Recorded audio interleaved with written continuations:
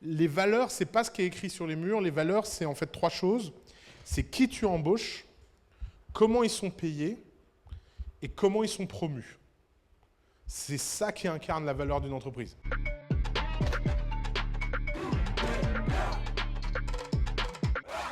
En fait, la culture d'une entreprise, ça se construit pas, ça se subit. Et ça se subit par les gens que tu embauches. La culture de ton entreprise, en général, c'est les 10 premières personnes que tu embauches. Si tu fais bien ton travail sur les 10 premières personnes de ton entreprise, la culture sera assez évidente. Donc la culture, ce n'est pas les conneries que tu écris sur le mur. Parce que souvent, les gens écrivent des choses qui ne sont pas des cultures.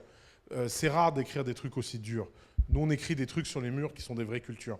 Parce qu'en fait, une valeur d'une culture d'entreprise, c'est quelque chose que tu peux reverse et qui est valable quand même. Prenons un exemple.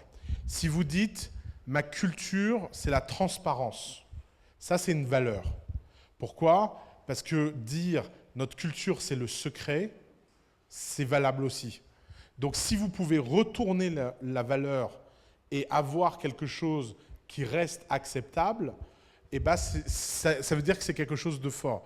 Si vous dites « ma culture, c'est le courage », ben vous pouvez dire « ma culture, c'est la prudence ». Vous voyez, vous ne pouvez pas être courageux et prudent à la fois. Si vous êtes soit prudent, soit vous êtes courageux.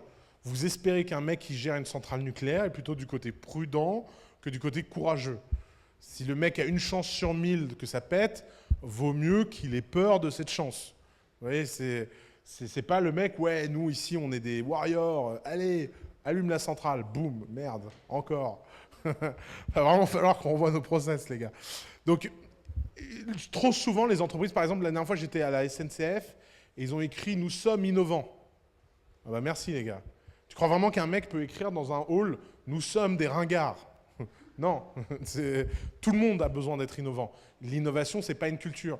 Par exemple, personne ne peut écrire sur son mur. Par exemple, imagine ici, notre valeur, c'est l'honnêteté.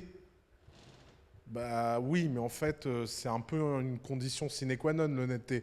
Si quelqu'un écrit « Nous sommes malhonnêtes », à la rigueur, t'es une mafia, quoi. Ouais. Bon, t'es une organisation occulte. Mais forcément, c'est compliqué, en fait. Donc, les valeurs, ce n'est pas ce qui est écrit sur les murs. Les valeurs, c'est en fait trois choses.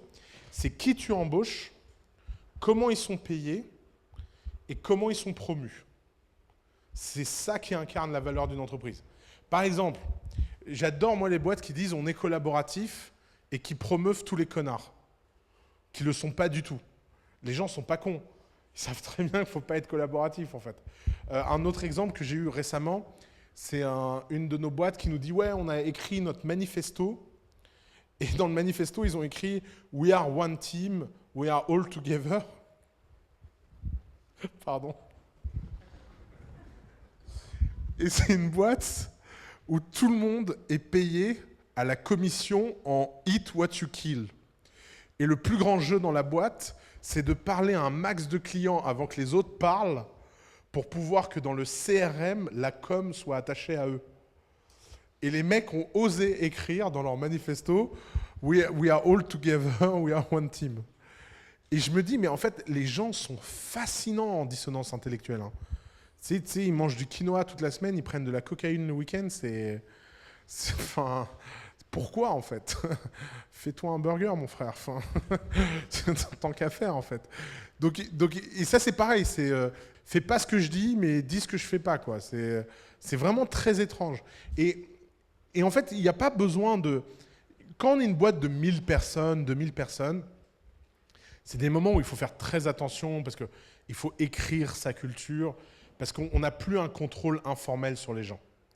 Et donc, il y a des gens qui peuvent être embauchés sur des malentendus qui vont bousiller la culture. Mais jusqu'à 1000 personnes, la culture, c'est un truc évident. Tu vois, tu viens en The Family, tu passes une semaine avec nous, tu la connais, notre culture. Ça transpire de partout, en fait. Parce que les gens qui ont été embauchés incarnent ce truc-là.